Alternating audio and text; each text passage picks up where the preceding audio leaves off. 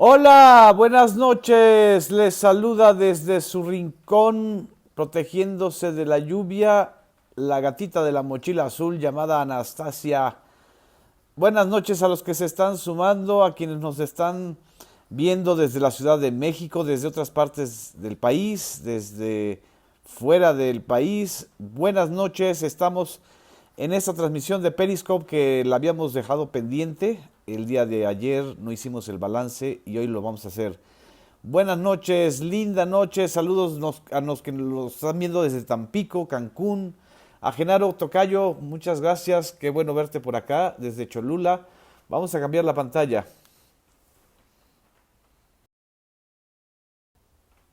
Buenas noches, aquí tengo a mi payasito de Chucho Reyes para que nos inspire a todos los conectados como Galaxia, a Pumas Gol, a Sir Diego Chi de Monterrey, a los que nos están viendo desde Saltillo, Aguascalientes, Gómez Palacio Durango, de Puebla, Tijuana, la sede del segundo debate, que fue por cierto el más visto. Ahorita vamos a ver esas cifras, desde Tlapa, Guerrero, desde Venecia del Bajío, desde Popotla, desde el Estado de México. Nicolás Romero también nos está viendo desde Oaxaca, Querétaro, desde Guadalajara también.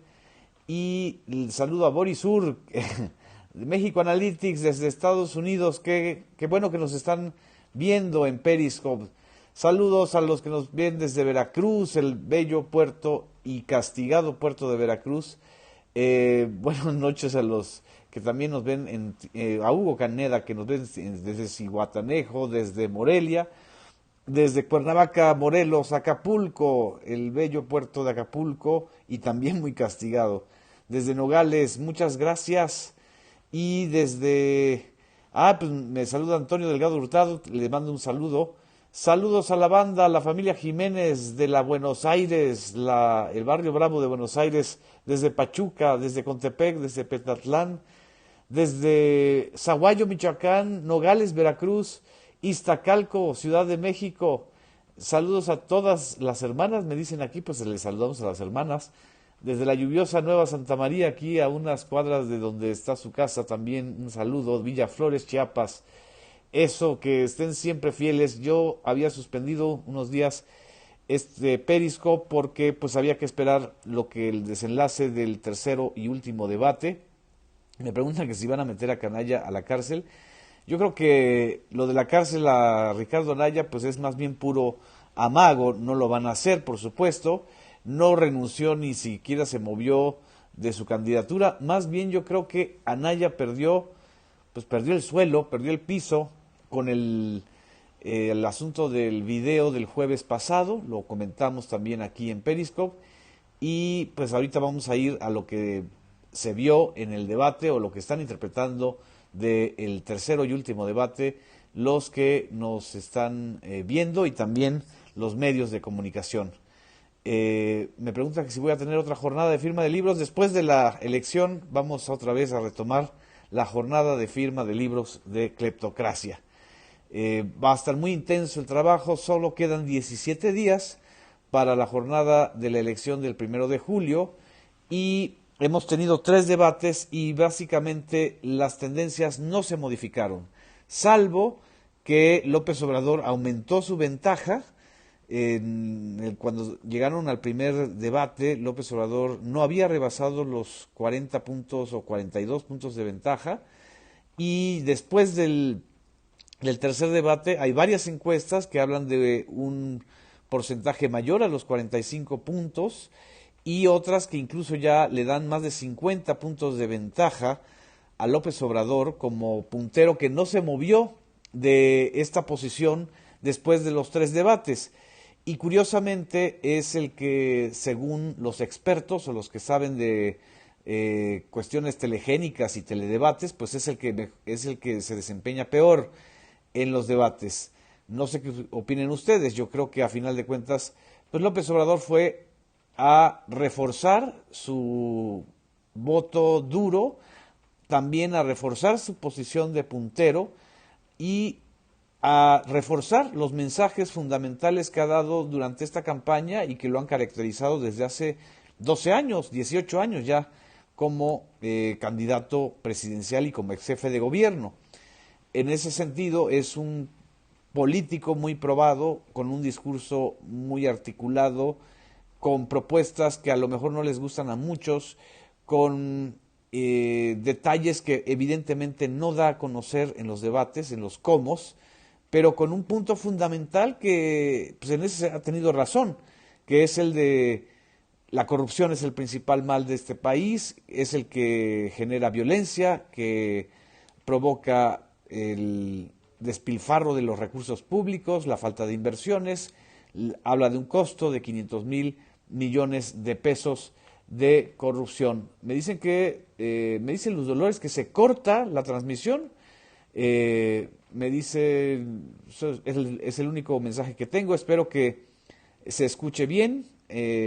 Hay que tomar en cuenta que el día de hoy el sistema de Telcel se cayó, pero bueno que está bien, todo bien, qué bueno. Y después de los tres debates, Ricardo Anaya no pudo despuntar de la segunda posición y ni siquiera se le acercó tantito a López Obrador. Más bien, lo que fue sucediendo, lo que ha ido sucediendo es que se cerraron los contendientes del segundo y tercer lugar, que es Ricardo Anaya y José Antonio Meade. Lo que tenemos en realidad es una disputa cerrada, en algunos casos de 5 puntos, en otros casos de 2, en otros casos como la encuesta de Coparmex que se dio a conocer el día de ayer, una encuesta muy interesante y también muy importante por quienes la financiaron y por quienes la hicieron, pues sí se ve a un José Antonio Meade muy rezagado, atorado en el 13% frente al veintitantos por ciento de Ricardo Anaya.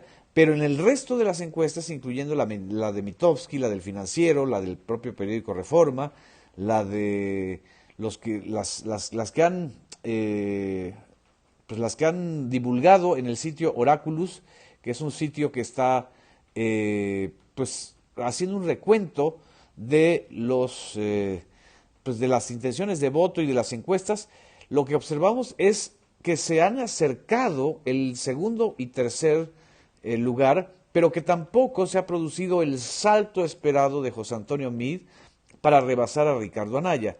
Quiere decir que el partido gobernante está postulando a un candidato que se atoró en la tercera posición dentro de las preferencias electorales y que evidentemente la coalición del PRI pues va a buscar pues, salvar lo que le queda del Congreso. Me dicen que se está cortando. Yo creo que tienen un sistema de Wi-Fi que no les ha regalado el candidato Ricardo Anaya.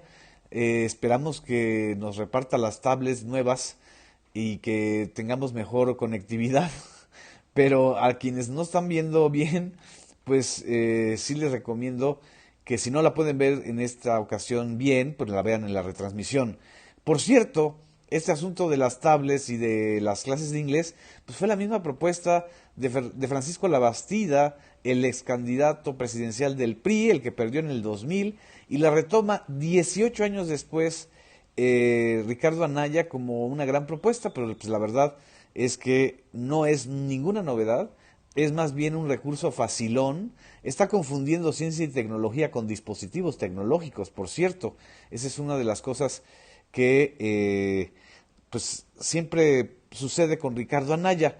Curiosamente, el ganador, según los especialistas, del primero, del segundo y del tercer debate, de hecho, pues hasta el periódico Reforma el día de hoy, a mí me sorprendió, no porque no crea que Reforma esté más cercano a las posiciones ideológicas y programáticas de Ricardo Anaya, sino por la manera tan evidente que está diciendo esto.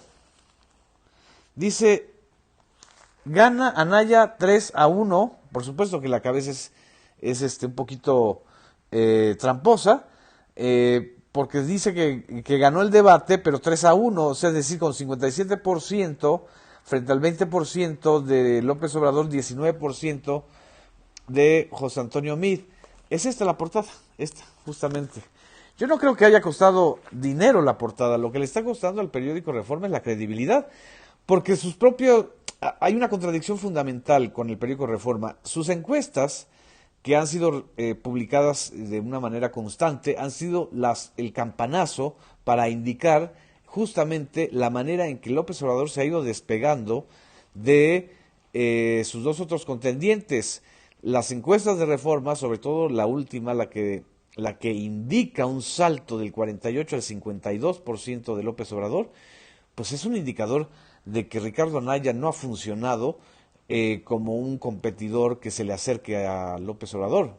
Más bien, José Antonio Meade se le fue acercando a Ricardo Anaya según lo que han indicado y lo que han relatado las encuestas. No ha podido despegarse el, el candidato del PAN. Estoy buscando justamente el sitio de Oráculos para que reforcemos esta idea de las tendencias electorales. Evidentemente el tercer lugar se ha ido acercando al segundo lugar, que es Ricardo Anaya. ¿Y qué sucedió en este tercer debate? Que no rebasó Meade Anaya y tampoco se derrumbó Anaya, que era también una de las apuestas que estaban planteando que se iba a derrumbar. No, más bien perdió el sentido del humor, se le vio como un candidato molesto, atacando de una manera pues grosera, insistiendo en otra propuesta que es muy facilona, que es la de meter a la cárcel. Pues va a meter a la cárcel a todos. Yo no sé si Ricardo Anaya tenga el poder de ordenarle. Fíjense la contradicción de Ricardo Anaya. Él está diciendo que va a meter a la cárcel a Enrique Peña Nieto, a José Antonio Meade, al propio López Obrador, a los que estén involucrados en Odebrecht, pero él no puede meter a la cárcel a nadie. Es decir, ¿está o no promoviendo una fiscalía autónoma o piensa tener un fiscal carnal que reciba sus órdenes siendo presidente de la República? Es evidente que hay una contradicción. Él, como presidente, no puede meter a la cárcel a nadie. Más bien, no debe meter a la cárcel a nadie. Y si está proponiendo, además, una fiscalía autónoma, una fiscalía general autónoma del poder político, pues lo que está diciendo o es simple y sencillamente un reflejo de su talante autoritario, sí bastante autoritario, o simple y sencillamente una demagogia pura y una desesperación de Ricardo Anaya. Por eso la respuesta, que fue una de las respuestas más rápidas de López Obrador en el tercer debate con Ricardo Anaya, cuando estaban debatiendo este asunto de quién había pactado o no con Enrique Peña Nieto, y de si cuando Ricardo Anaya, como niño chiquito desesperado porque el balón se le está yendo, le pregunta, ¿vas o no a meter a la cárcel a Enrique Peña Nieto? Dice, pues no te voy a meter a la cárcel ni a ti. Es decir, el asunto de meter a la cárcel a los políticos sin expedientes y sin investigaciones sólidas, justamente lo que ha creado es una idea de que el titular del Poder Ejecutivo es el Todopoderoso y que va a realizar lo que sea para poder defender sus gobiernos. Es lo que me dice Ana Pachala, se vio vulgar y grosero. Pero eso no lo vio el periódico Reforma, pero sí lo vieron los otros periódicos y los otros observadores del tercer debate. Yo nada más les voy a poner aquí, por ejemplo, la cabeza del periódico El Universal, la cabeza principal. El periódico El Universal pues también es un periódico oficialista o más bien cercano a las posiciones del PRI, pero pues la verdad es que sí le captó esta cabeza a la esencia. Aquí, aunque se vea al revés, se las muestro, es Anaya y Meade se amagan con cárcel, AMLO dice no, en debate hubo contraste de ideas y más acusaciones, Meade y Peña Nieto pagarán por su corrupción, amenaza Anaya, tú eres el único indiciado aquí, revira Meade a Anaya, y AMLO asegura que buscará justicia y no venganza. Por cierto, no sabíamos que Ricardo Anaya estuviera indiciado, sabíamos que está siendo investigado o que están siendo investigados los presuntos socios o lavadores de dinero vinculados a él. Lo que dice José Antonio Meade también fue tremendamente impreciso. Dijo José Antonio Meade otra cosa todavía más imprecisa y más grave.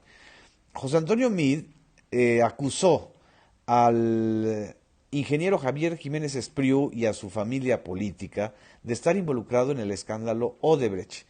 El escándalo Odebrecht, para recordarle al señor José Antonio Meade, no se trata de las sociedades empresariales que tuvieron para la construcción de las licitaciones de Odebrecht.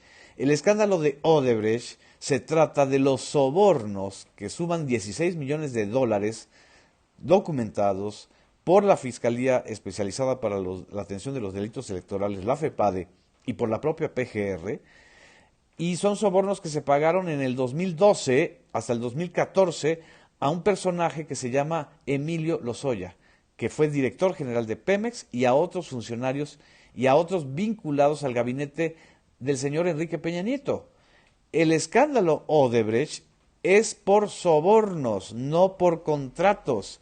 El escándalo Odebrecht tiene que ver con la manera en que la cleptocracia peñanetista está operando y operó la asignación de contratos. Dicho esto, creo que también José Antonio Meade perdió su oportunidad de ser un contendiente eficaz en sus golpes, eficaz a la hora de tener que reflejar una seriedad, porque en el inicio del tercer debate, pues prácticamente parecía una especie de réplica de Ricardo Anaya. Incluso mostró ahí una película, un documental, La Gran Depresión, y cuando le preguntaron sobre el asunto de género, le preguntó Gabriela Barketin, la moderadora, pues se dedicó a lanzar una felicitación a la selección mexicana de fútbol de una manera fuera del lugar, de una manera forzada, no natural, pues que habla desde que los que lo entrenan o lo entrenan muy mal, o simple y sencillamente José Antonio Meade, pues en realidad a él lo que le gustaría, lo suyo, pues es ser burócrata de altura y no candidato presidencial. Me dice aquí que es un debate que no prendió nunca. Yo creo que son los dos agarrones que tuvieron López Obrador y Anaya en el tercer debate lo que hizo que prendiera un poquito el debate. Y en general, pues el que estuvo sobrando, sobre todo en este debate, fue el Bronco. El Bronco es así como el espacio para ir a tomar el café, para ir al baño, para relajarse, porque la cantidad de idioteces que dice el Bronco no se sostienen y es una vergüenza para el Tribunal Electoral que le dio la candidatura a este señor, y peor aún, una vergüenza para los regiomontanos que votaron por él. Yo sé que no todos los regiomontanos son como el Bronco, pero es una vergüenza, sinceramente, tener de candidato presidencial a un payaso frustrado, a un ocurrente, a un idiota que dice cosas como lo del Facebook Bureau Investigation, o esa cosa de Facebook Bronco Investigation, que bueno, pues está bien para un programa como El Privilegio de Mandar o para una comedia, pero destinarle tiempo, interés y espacio a un personaje como el Bronco es una ofensa para la figura y la idea y la noción de los candidatos independientes, y por cierto, una ofensa también pues para los propios regiomontanos que lo tienen de gobernador con licencia. Ese es el problema que tenemos con el Bronco, que realmente pues se pierde en la inopia y en la estupidez de sus ocurrencias. Eso de dense un beso, pues suena bien como ocurrencia, pero no para un debate en donde se está planteando asuntos muy serios, como es el proceso y el programa de reforma educativa, o el asunto de la salud, o las instituciones de salud y las políticas de empleo nada más y nada menos. Pues aquí estoy viendo incluso sus comentarios, no creo que haya alguien que defienda al Bronco. Por cierto, ¿hay alguien que defienda al Bronco entre los que nos están escuchando? Si hay alguien que lo defienda, pues deme un argumento o dos para poder entender por qué demonios el Tribunal Electoral y el gobierno de Enrique Peña Nieto autorizaron que el Bronco estuviera ahí. Lo único que ha hecho sinceramente el Bronco es restarle puntos a Meade, porque ni siquiera a Anaya. Ricardo Anaya consolidó su posición como opositor, más en estos últimos días, pero pues no le, es decir, el Bronco no le quitó nada, y mucho menos el Bronco le quitó a López Obrador. Me dice que el Bronco va a terminar arriba de Mid y Anaya, pero pues arriba pues de las ocurrencias. Es un personaje que ni siquiera llega a ser una especie de amenaza al estilo Donald Trump. Y me dice aquí el gasto de la campaña del Bronco es aberrante. Exacto, el Bronco lo que hace es restarle puntos al INE y al tribunal. No le resta puntos a ningún candidato, le resta puntos a la credibilidad de los árbitros electorales. Y bueno, pues también el periódico La Jornada hizo un resumen de lo que ellos observaron del tercer debate. Dice: AMLO combatirá la corrupción para proponer freno a la desigualdad. Es decir, el eje del tema de López Obrador fue la corrupción. 2 y 3 veces, sobre todo Carlos Puch, el conductor, le dijo que él todo lo reducía a combatir la corrupción, y no se fue de este guión. Y además yo creo que además es importante porque esa es su propuesta principal. Anaya dice: la mayoría ya no quiere saber del PRI ni de López Obrador. Pues podrá ser la mayoría que él inventa, porque pues la mayoría está ahorita con López Obrador. Cancelar la reforma educativa atenta contra nuestros hijos, fue la defensa de José Antonio Meade a la reforma educativa. Esta fue la portada de La Jornada, que además en estos días estrenó un nuevo diseño editorial. En el caso de el Excelsior dice: debate sin novedad. Esta fue su portada, o lo que registraron. Y en el caso de otros periódicos, el Milenio también, y aquí tengo el Heraldo, que por cierto el Heraldo, ese es un punto de vista personal, a mí me gustan mucho sus columnas, aunque pues la cobertura informativa está muy floja. Dice: cambios sin carga fiscal. ¿Qué estaba queriendo decir esto? Que pues ninguno de los candidatos dijo que iba a aumentar impuestos para los proyectos educativos, y para el reparto de tablets, y para la construcción de hospitales, y todo lo que ofrecieron. Por último, lo que les quiero decir es que evidentemente la prensa, como ustedes han visto en este recorrido un poquito apretado y breve de los periódicos de hoy, la prensa ha perdido su sentido de oportunidad frente a lo que ha ocurrido en esta campaña, porque si la televisión se cayó como el gran eje rector hegemónico del debate, pues imagínense la prensa se ha quedado, la verdad, rezagada. Y aquí voy a hablar por donde el corazón me late. El único medio impreso que fue mencionado en los debates pues fue Proceso, pero en realidad los debates y la campaña se han realizado en las redes sociales. Las cifras que tenemos el día de hoy de los 3 debates es que este debate, el tercero, fue el que tuvo menos rating de televisión de los 3. Tuvo 12.94 ratings, que significa que llegó a 10.7 millones de personas, quizá por la hora y por el día, por el ser martes. Y en el caso del primer debate llegó a 11.4 millones de personas, es decir, casi 700,000 personas más. Y el segundo debate, que fue desde mi particular punto de vista el más fallido en términos de conducción, fue el más visto. Tuvo 12.6 millones, es el debate que se realizó en Tijuana. Y en redes sociales, el primer debate se vio por 7.1 millones de personas, es decir, rebasó o casi alcanzó a la audiencia televisiva. Y en el segundo alcanzó 5.9 millones de personas.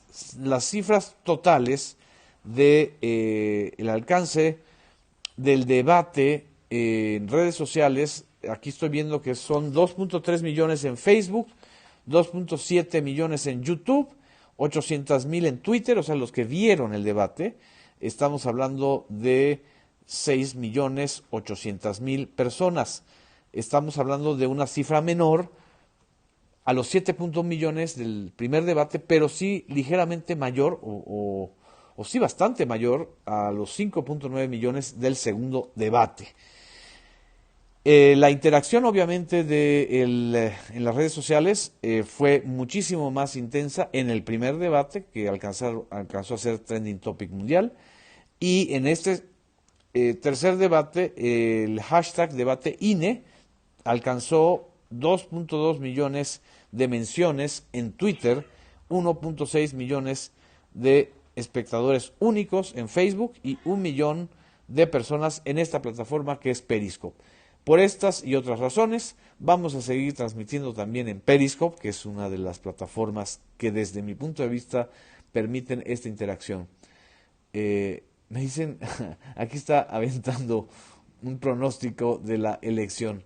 Me dice, ¿cómo quedará el PRD después de las elecciones? ¿El PRD? ¿Qué es el PRD? El PRD pues era un partido que en el 88 estuvo a punto de ganar la presidencia, en el 94 se quedó en segunda posición, en el 2000 se quedó muy lejos de Vicente Fox, con el Cuauhtémoc Cárdenas como candidato presidencial, en el 2006 estuvo a punto de ganar la presidencia de la República con López Obrador, y del 2006 al 2018 lo que ha sucedido es la desintegración del PRD como un partido realmente confiable. Se ha vuelto pues un partido dominado por grupos sectarios muy corrompidos, las tribus, y pues los militantes realmente que estuvieron cercanos y que construyeron el PRD en muchos sentidos, pues a final de cuentas son los que están formando Morena. Por otro lado, los moderadores hicieron muy bien su trabajo, me dicen, yo coincido, me gustaron el papel de los moderadores de este tercer debate.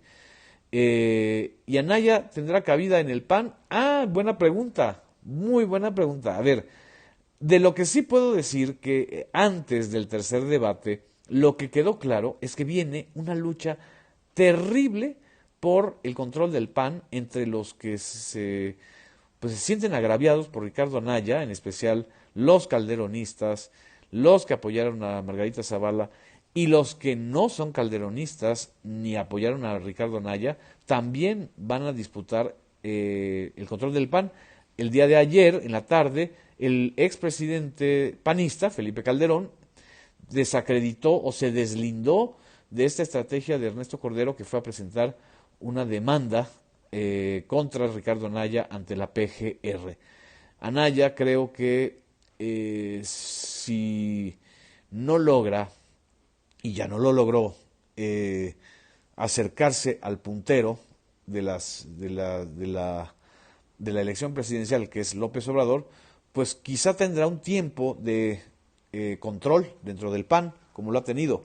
Pero si queda en tercer lugar frente a Mid, aguas, porque entonces en el PAN va a ser la noche de los cuchillos largos.